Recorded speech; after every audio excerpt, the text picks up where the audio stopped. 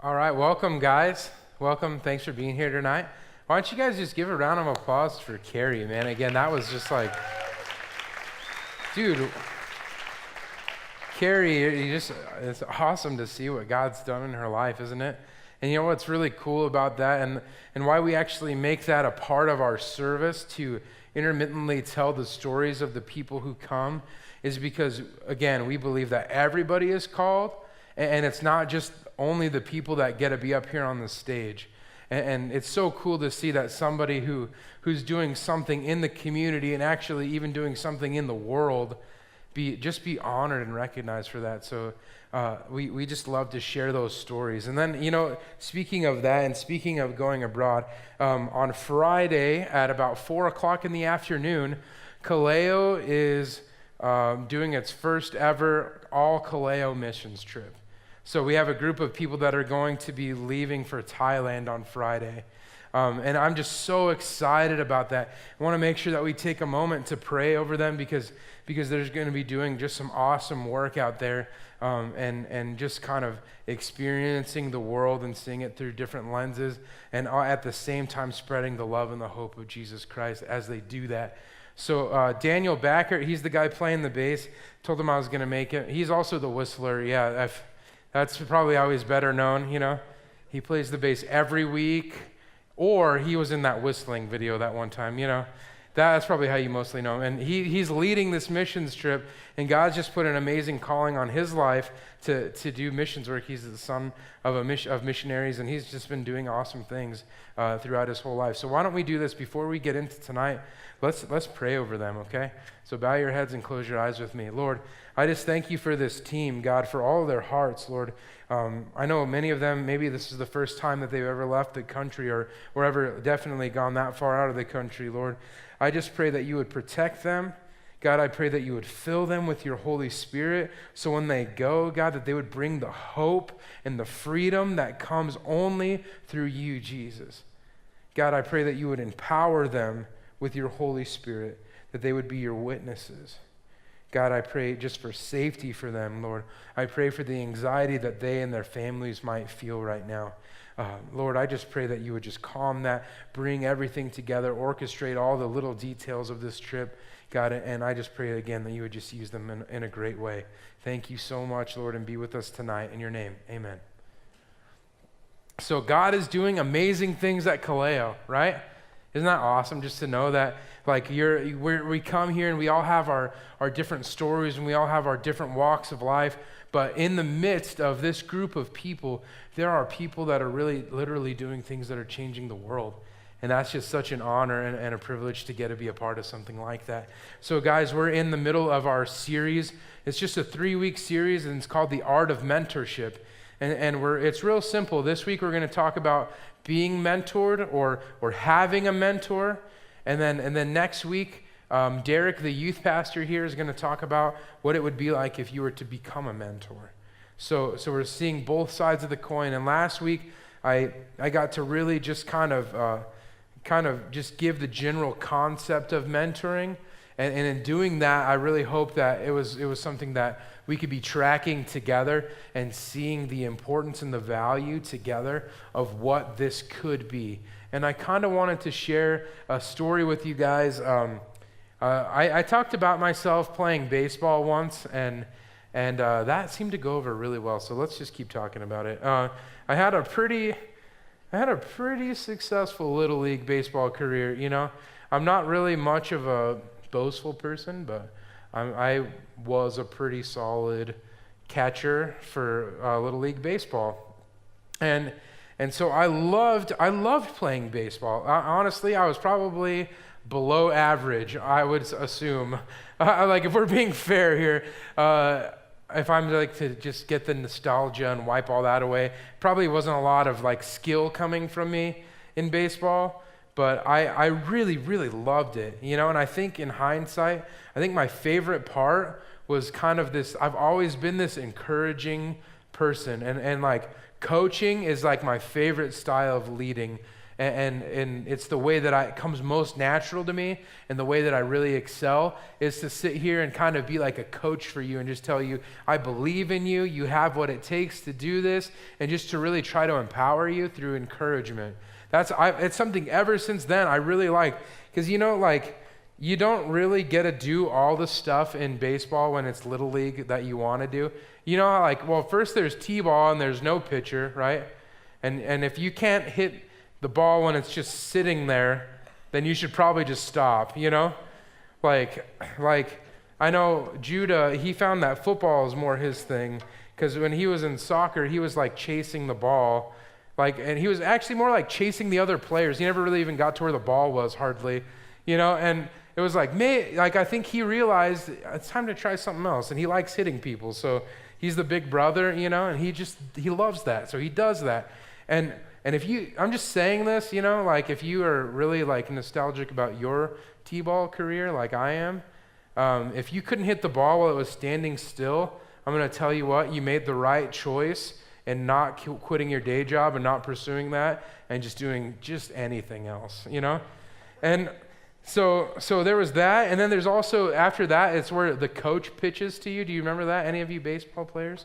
Where the coach has to throw it because none of your team can throw that far. And so they throw it, and then if your coach strikes you out, you're kind of mad at you're my coach. Why did you strike me out? This is counterintuitive to what we're doing. But then we got to the more real stuff where we had an actual pitcher. And does anybody watch baseball? Is anybody watching baseball? Go Dodgers, right? So they're gone, and I'm happy about it. And so anyway, there comes a time where you're pitching, and the pitcher's not doing so hot. Yeah, have you ever noticed that? Then the catcher takes off the mask, and he runs out to the pitching mound, and it's sort of just like a good excuse to take a little breather, which in baseball there's lots of breathers, and that's why I liked it probably too. And So I would see these, and I'd see Rockies games, and I love going to JUCO and stuff, and I'd see they'd have these meetings, and so that doesn't really happen when you're 10, but I made it happen because I like to do stuff like that. So I was like, coach, and I'd take off my helmet, run out to the pitcher, I didn't know what they said, I never knew what they said, so I was like, dude, you're doing good, man, you're doing good, even though they weren't, and that's kind of the whole reason for going out there is because they're not doing good. And I remember I would just hold on to phrases, be like, settle down. I'd just say things just throw it out there. And I'd be like, settle down, man, you got this. And then okay, and then just walk back, Because I've always loved to encourage people, honestly. And I think if I were to be honest, team sports for me was where that gift came out. Probably in the first way. I love to be encouraged, and I also love being coached. There's something about that, about somebody paying attention to the fine details of what you're doing and giving you a couple things that you can improve on. And then you do those couple of things and you see yourself improve and you see yourself start to win. You know what I mean? And I'm not saying necessarily win the game, but you personally are winning and you're achieving something. Then your coach can congratulate you. I've always loved that, and I think that coaches sometimes make the best mentors. And I don't know if you guys play sports, you probably would agree with me at some point. And so I guess to turn the focus to you, maybe you can relate to this fondness that I have personally for sports and the confidence that came from receiving good coaching. It built your confidence, didn't it?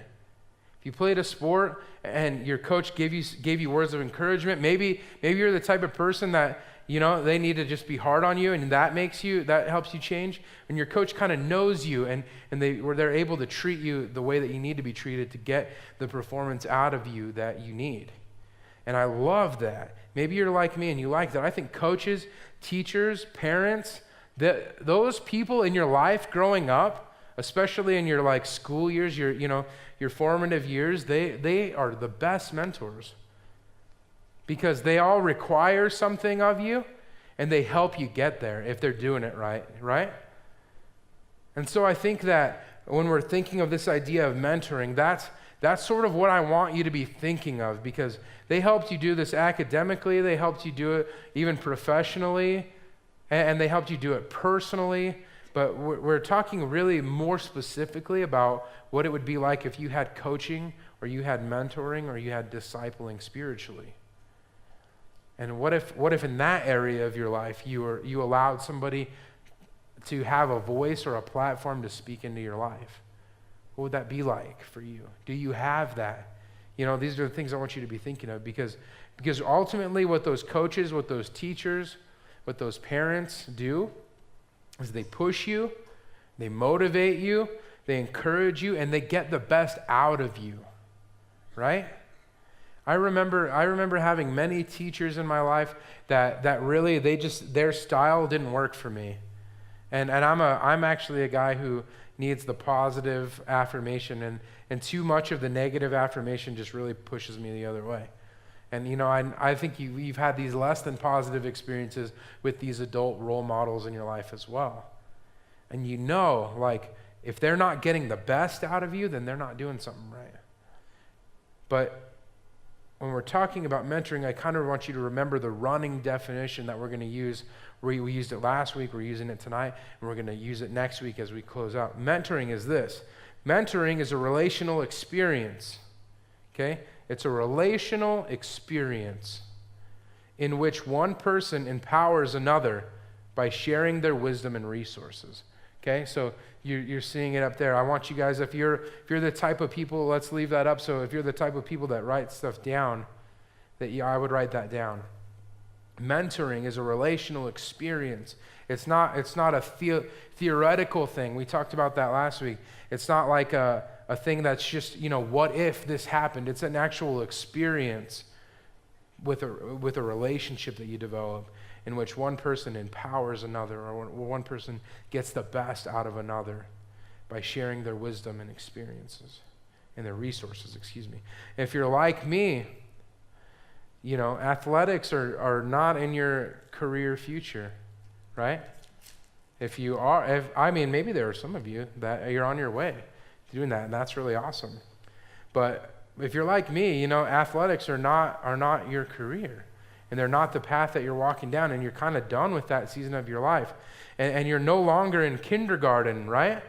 You're no longer getting these report cards, and they say participates well with others, or like A+ in sharing,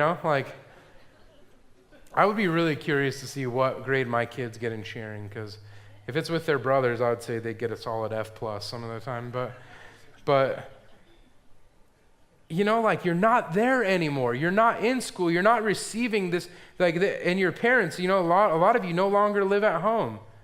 And for those of you who do, take advantage. It's good, but it's not the same. Even if you do live at home, it's not the same, There's no more Saturday morning breakfast, It's just like cereal and complaining about why don't you chip in for groceries, At this point in your life, it's not the same. You're in a different place in your life, aren't you?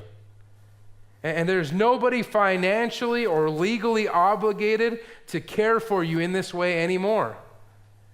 There's nobody that their job is to really care for you in this way. And even if you can make the argument, well, I'm in college, but in college, it's more of a lecture format, isn't it? And they're talking a lot like I am, and really, you don't get the individual attention that you used to get. They don't know, oh yeah, there's little Timmy, He has his bad days. Wednesdays, he usually is grumpy. They don't care or know, because there's too many people. Nobody is financially or legally obligated to take care of you in this way anymore. Welcome to adulthood, right? Where no one cares about you ever again. I'm just kidding. That's not true. But it kind of is, in a way. And what do we do with this? What do we do with this? Because we gotten used to the feedback. We've gotten used to the coaching. We've gotten used to people really trying their best to make us better intentionally, right? On purpose. And now that's over.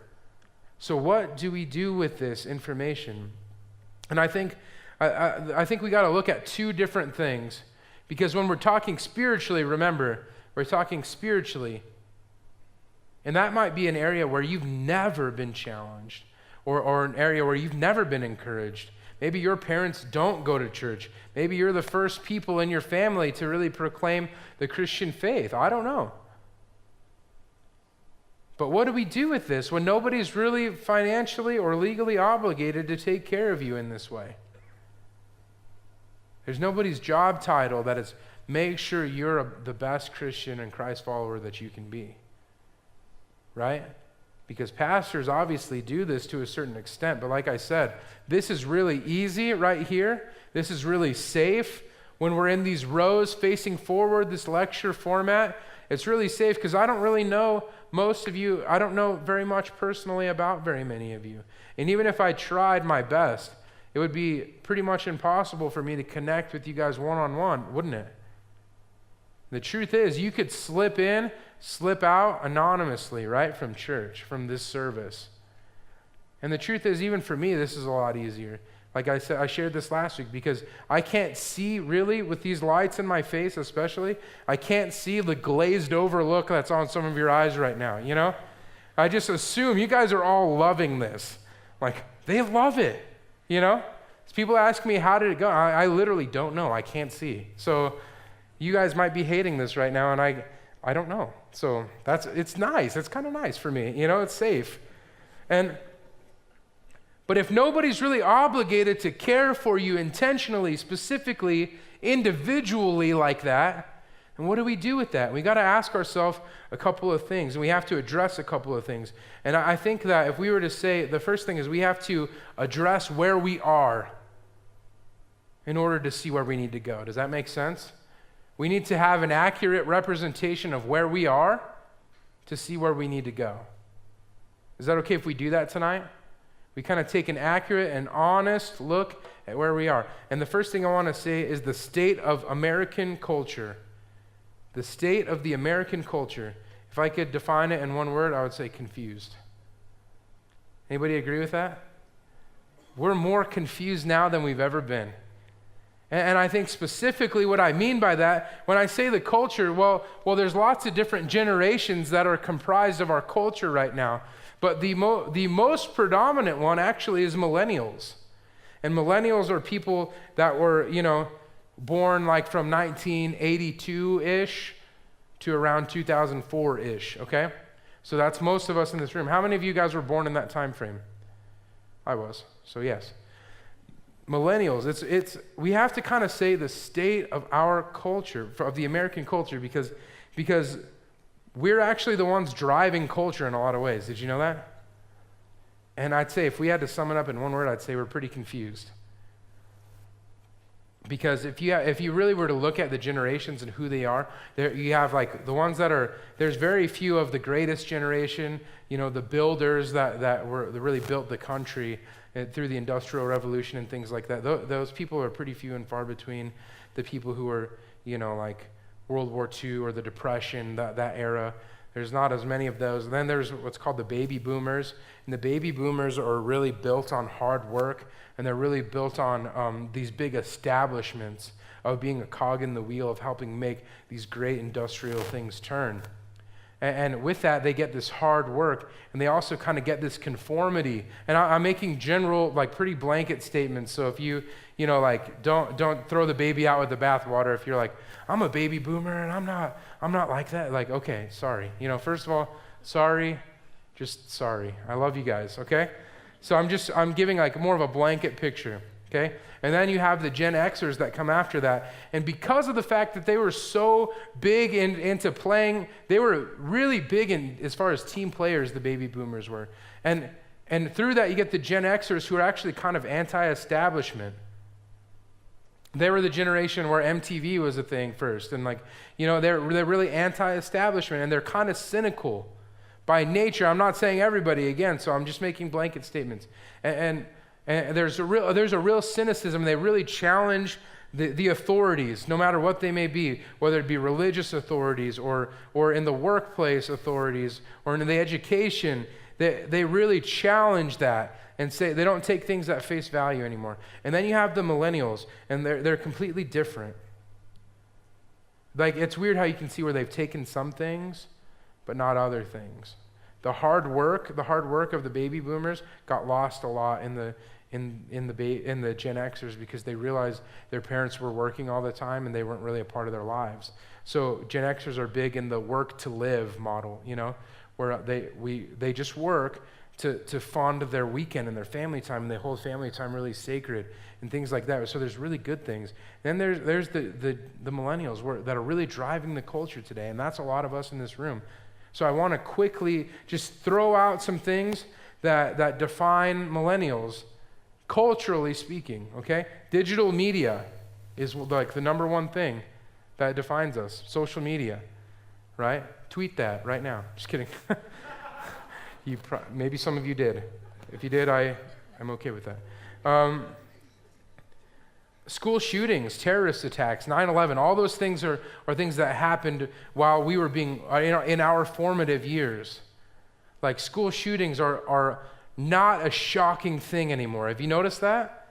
They're a horrible thing, and they're a thing that really, it makes my heart ache, but they're not a thing that I hear anymore, and I'm like, man, that is unheard of, right?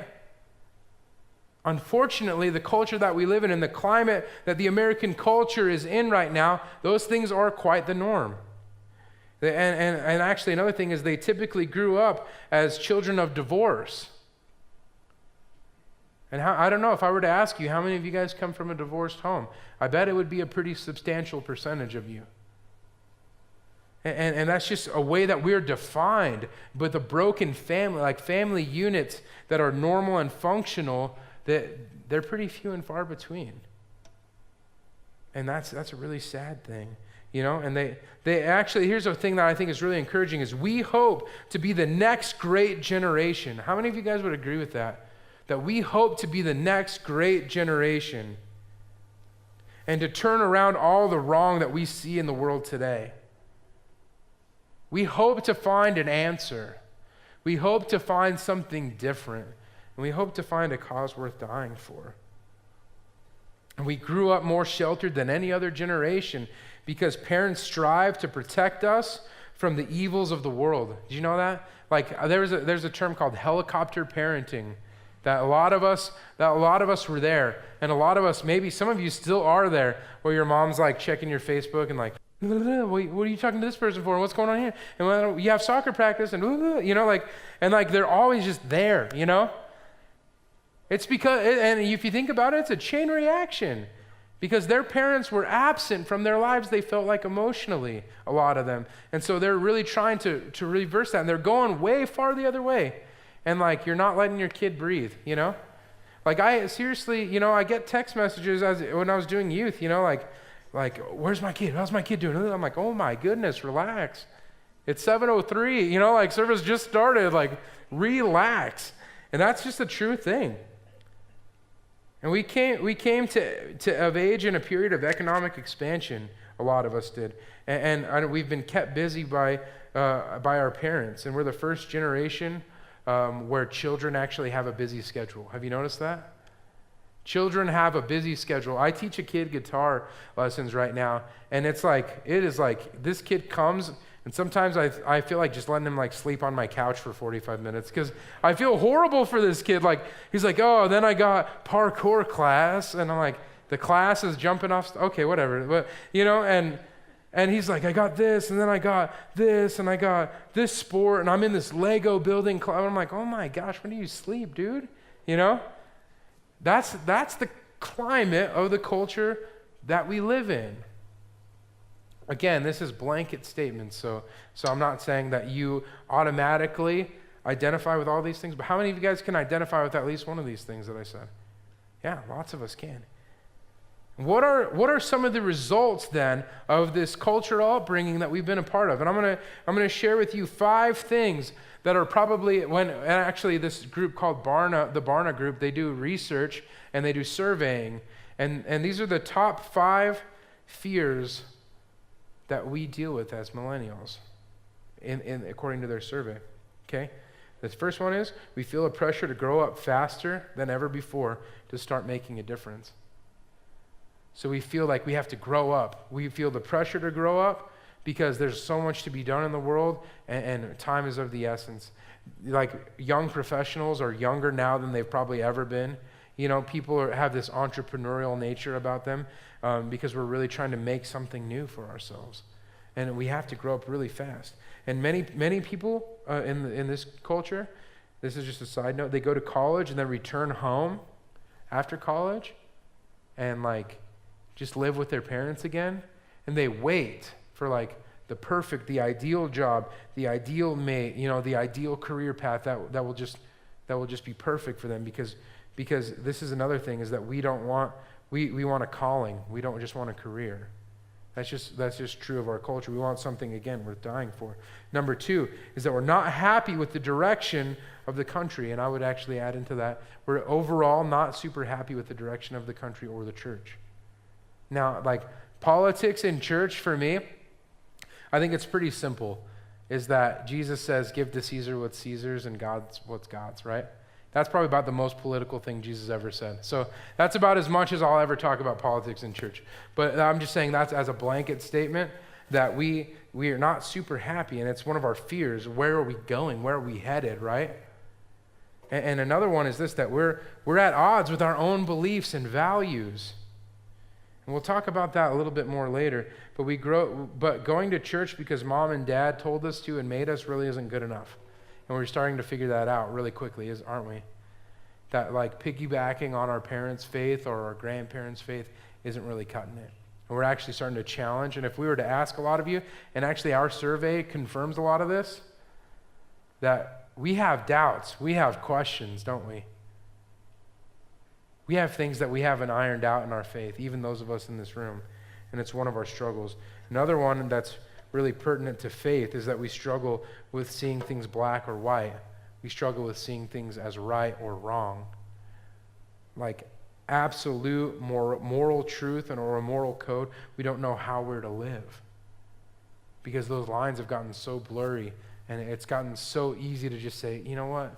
Whatever feels right for you, man, do it. I'm with you, man. I'm for you, dude. But don't tell me how to live, right? That's kind of the culture we grew up in. It's actually kind of a fear that we have. And the last is that we're afraid that our lives won't count and that we won't matter. We don't know how to do it. So what do we do with this, okay? We clearly have issues, and I think that we could use some help. And to go back to the metaphor of a coach, even the greatest athletes, to me, and I don't know if you guys are this way, but if it comes to basketball, who's the first person that comes to mind? Just shout it out. Okay. Okay.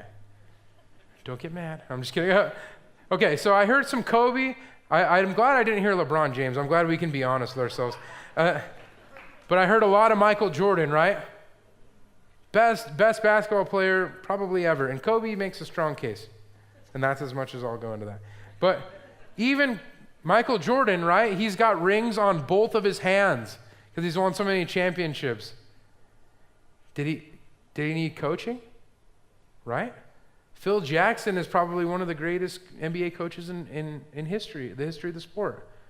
Even the very best players, even the most talented players, even the players that seem like they dominate and they do it all by themselves, they don't do it without great coaching. And so when we're thinking about our lives and we have all these apprehensions and we have all these fears and we're like, what do I do with this? And to think that we don't need help or we don't need coaching is asinine. It's absolutely ridiculous to think that we are able to do this without the help of someone else who's a little further down the road. Don't you think? If even the greatest athletes, the greatest business leaders, the greatest entrepreneurs, you know what I mean? The best of the best, they need coaching. So do we. So there's this weird tension. So there's the tension of the state of the American culture being super confused. And then, you know what? The state of the American church. If I could define it in one word, I would use this word, consumeristic.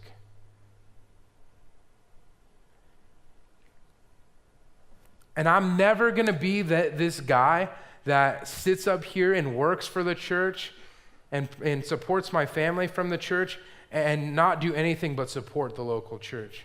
Because I believe that the local church is what Jesus died for. He died for us to do this, that we would be able to do what we're doing right now. So I'm not here, I'm going to sit up here and bash the church. But if I could define the church and the state of the American church in one word, I would use the word consumeristic.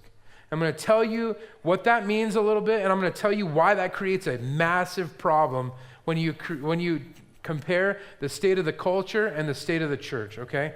Because in the mid-90s, early 2000s, we had a way of doing church that offered something for everyone, okay? And I would say we were over-programmed and under-connected.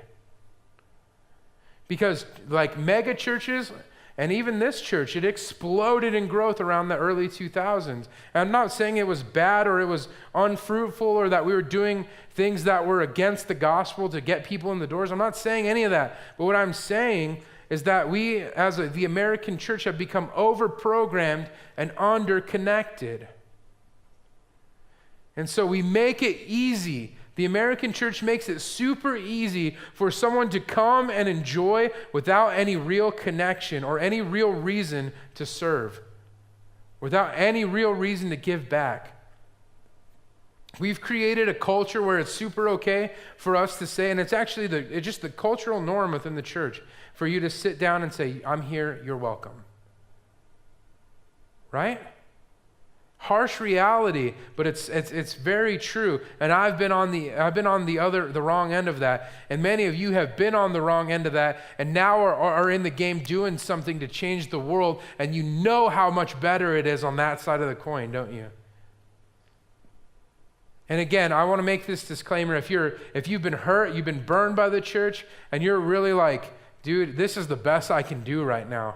I need a hospital because I'm broken, then I'm not talking about you. Exclude yourself from that, because I don't want you to think that you can't come here and heal and sit, okay? And the other thing is, if you're exploring faith, like, don't feel like you have to, it has to be this thing where you go all in right away. Like, it's okay to have questions and it's okay to explore.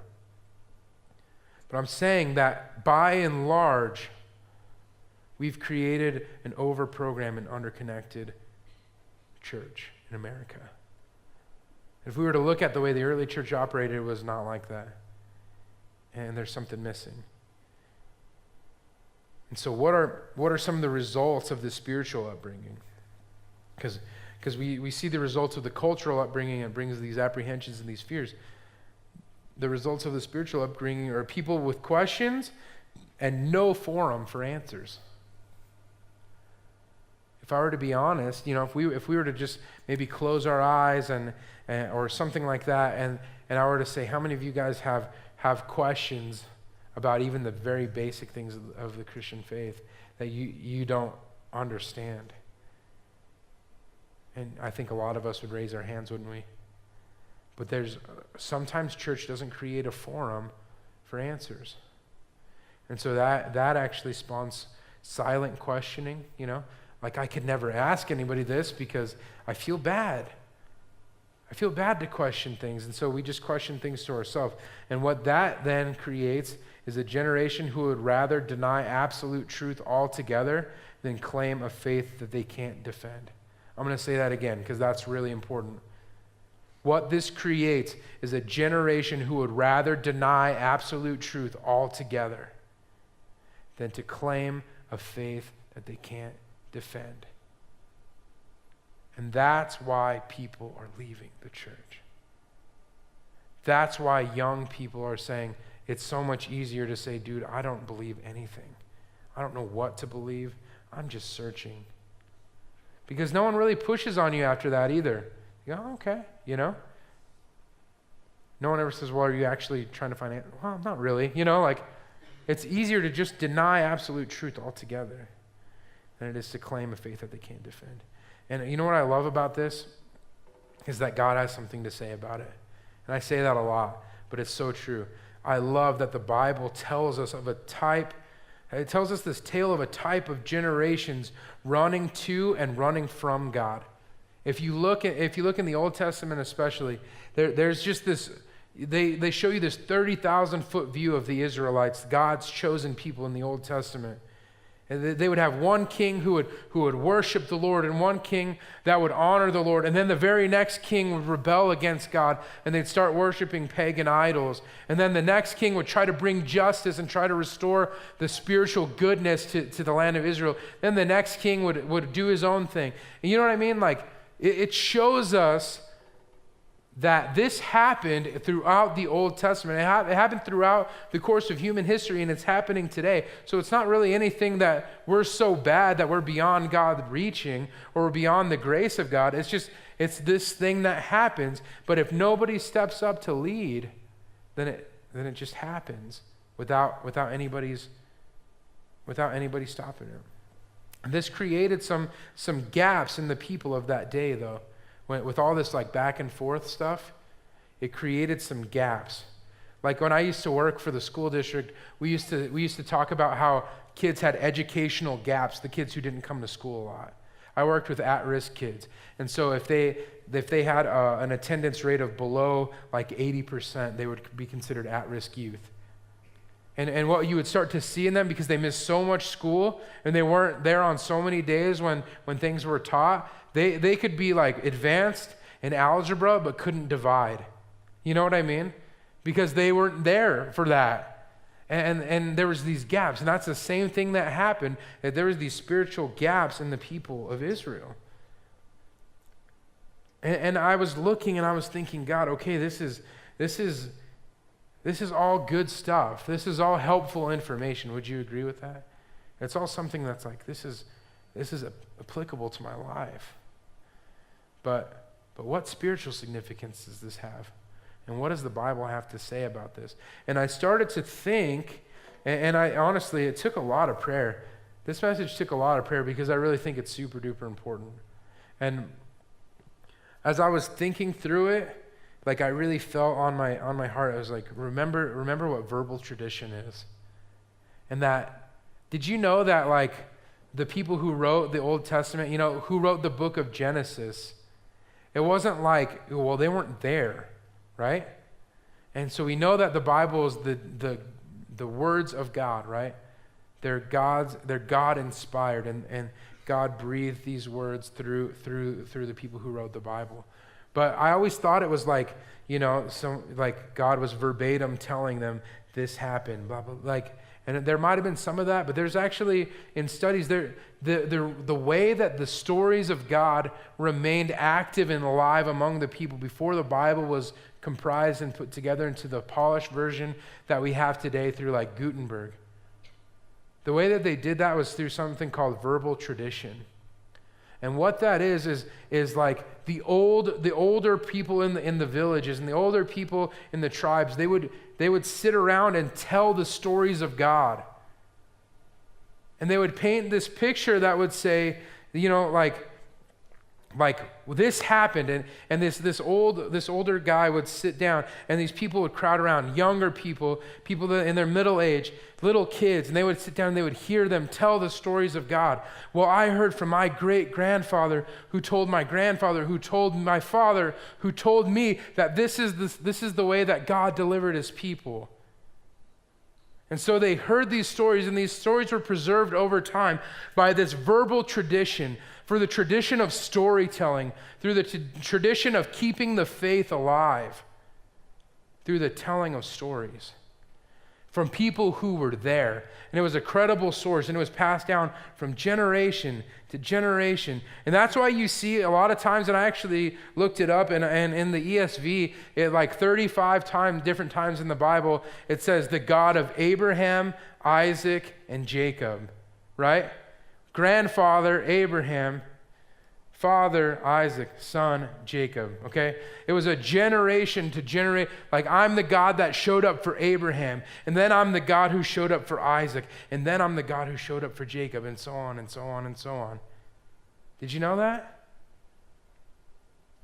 And so there's something there that I think we're lacking. And if I could speak to you from this place, it's really from like a we place, especially to you millennials. It's us, right? There's something that I think is lacking. And I really feel challenged to kind of call us on the carpet in this, to call us and to call the generations that have gone before us on the carpet. And I was really thinking, and I actually asked Pastor Bob Clifford, because he's like a Bible knowledge guru, and he pointed me, he's like, oh yeah, there's this place in the Bible where it really talks about that. And so I really wanted to open this up to you really quickly, okay? It's Psalms 78, 1 through 8. And Psalms is a book of poetry, but Psalms, this is actually a historical portion of Psalms, okay? Verse 1 goes like this: Give ear, O my people, to my teachings. Incline your ears to the words of my mouth. I will open my mouth in a parable. That means a story. I will utter dark sayings from of old. Verse 3. Things that we have heard and known, that our fathers have told us. See that? That our fathers have told us. He's basically saying, I'm going to utter some of these things from a long time ago that our fathers have told us. I'm going to tell you something that's been told to us time and time again by the previous generations. Verse 4. We will not hide them from their children, but tell them to the coming generation the glorious deeds of the Lord and his might and the wonders that he has done. He's saying we're gonna talk about it. And there were these generations, like I said, there was these gaps, okay? So when he says that there in verse 4, if we can go back to that, we will not hide them from their children, but tell them to the coming generation the glorious deeds of the Lord and his might and the wonders that he has done. What he's saying, you remember how I said there were these gaps because there was these times when the king was serving God and the people were serving God, and then there was times when they were rebelling against God. So he's saying, you know what? Like, these people missed out on the traditions of the faith. But he's saying, what we're going to do is we're not going to hide it from their kids. We're not going to hide it from the younger ones, but we're going to tell the coming generation the glorious deeds of the Lord and his might and the wonders that he has done. They're going to bridge the gap. Does that make sense? They're going to bridge the gap by telling the stories of God. Verse 5, he established a testimony in Jacob, a story in Jacob, and appointed a law in Israel, which he commanded our fathers to teach to their children. He commanded the fathers to teach to their children. Verse 6, that the next generation might know them, the children yet unborn, and arise to tell them to their children.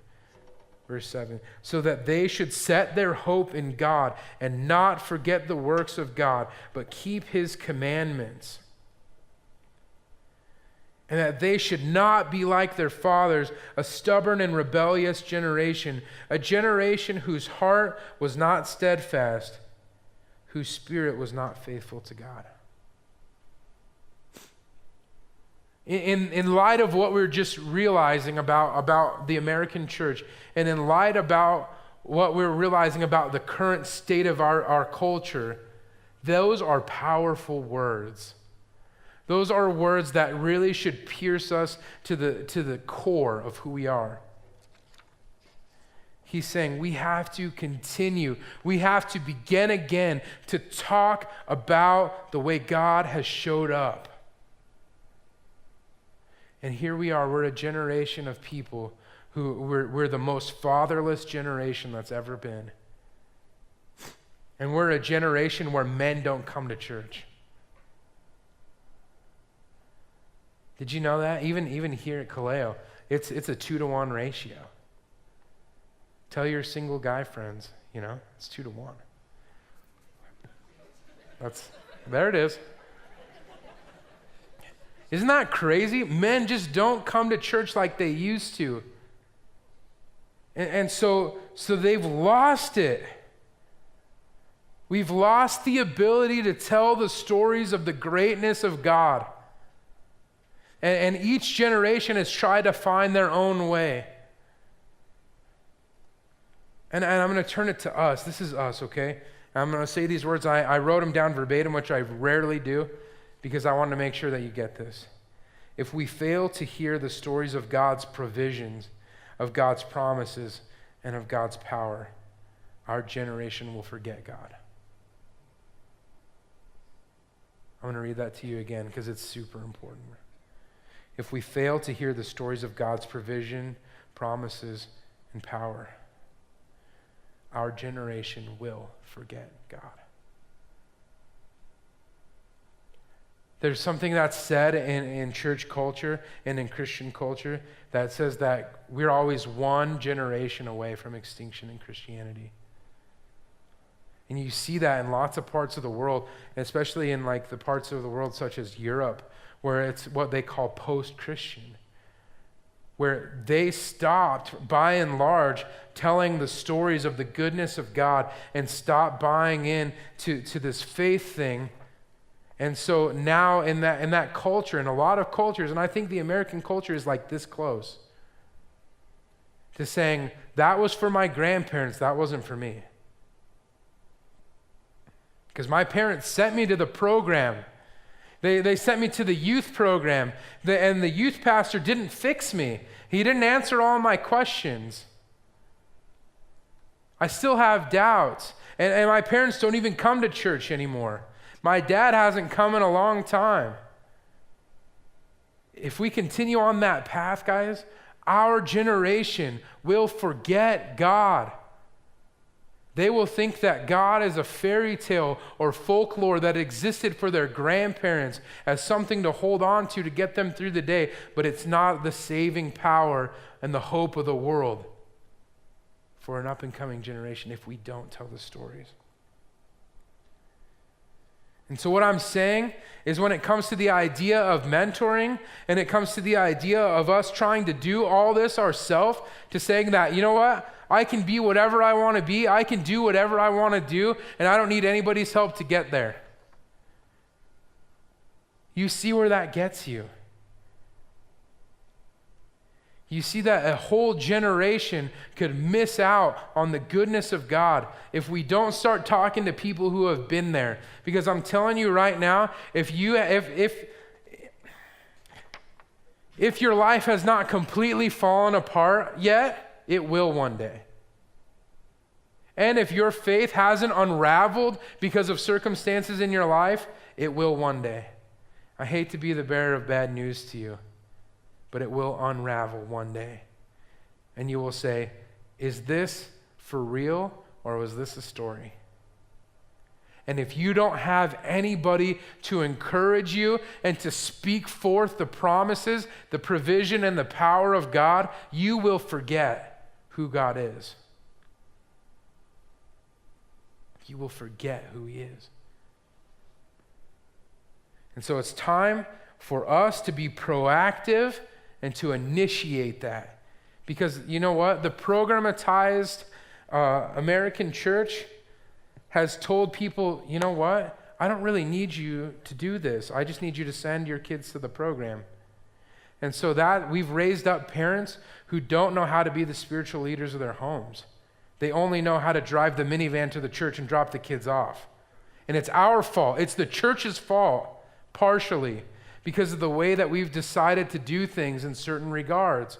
That we would create a program that would meet your kid's need and haven't stepped up to be the father or the spiritual father or mother in our homes.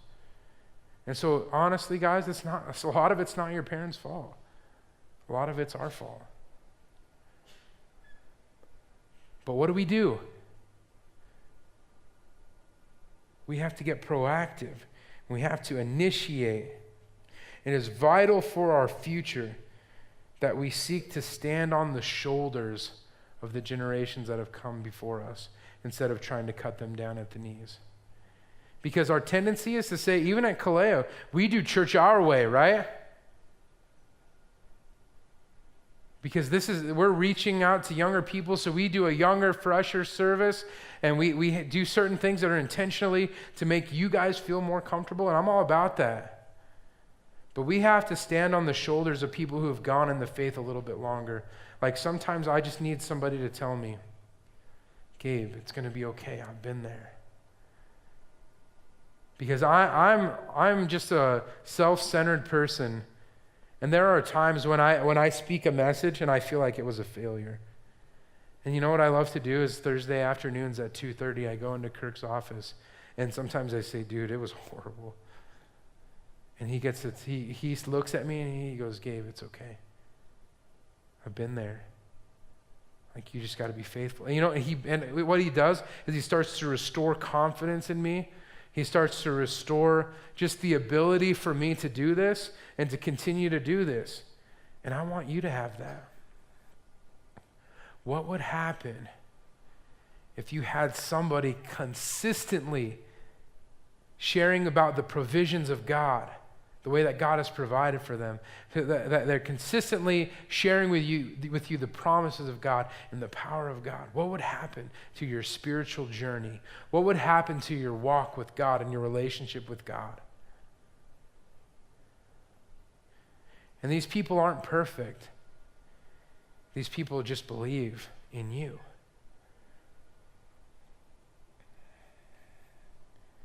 We're all better with coaching.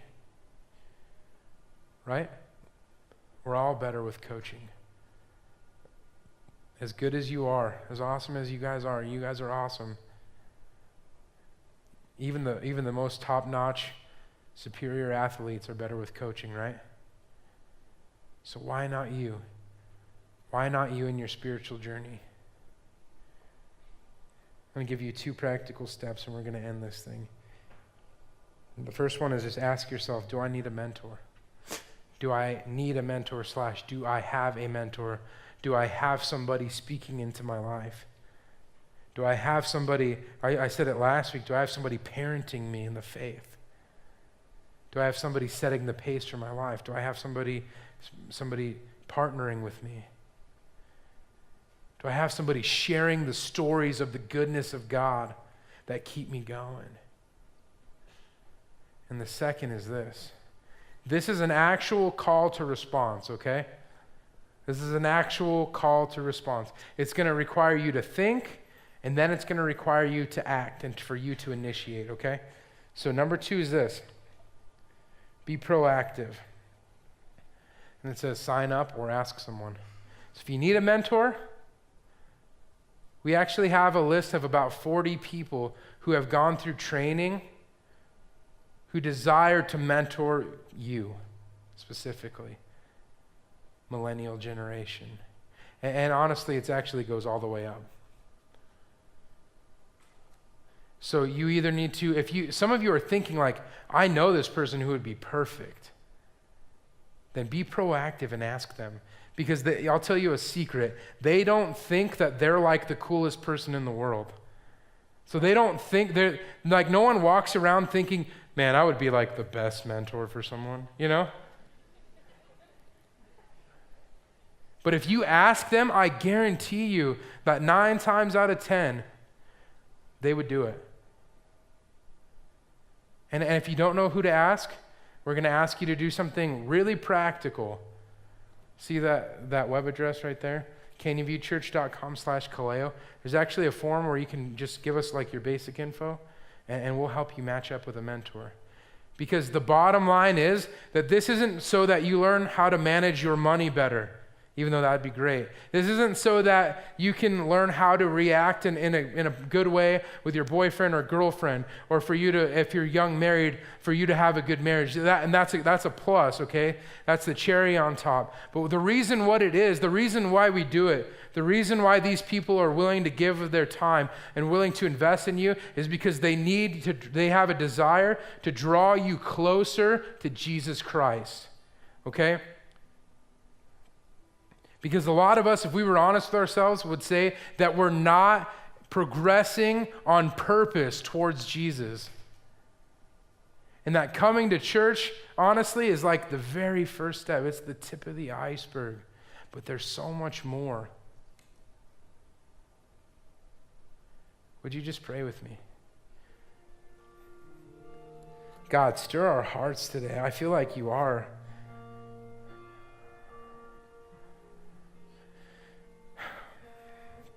Holy Spirit, I ask that you would just come into this place.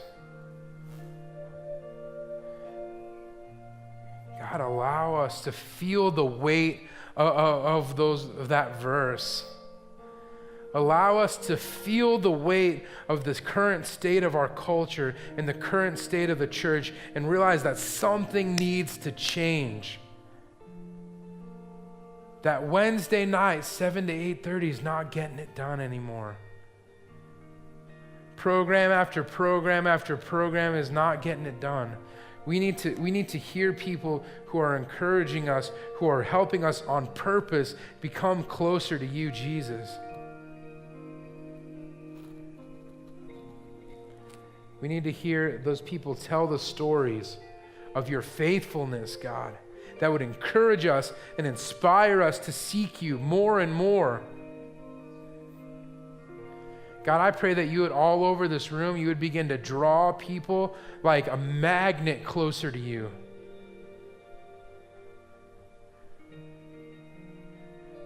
God, for some of us, we've been pulling like everything we've got away from you. Lord, I pray that you would just pull us like a magnet with your love. And it's not out of condemnation, but it's out of this overwhelming love that you have for us, that you're pursuing us. Draw us closer to you, Heavenly Father.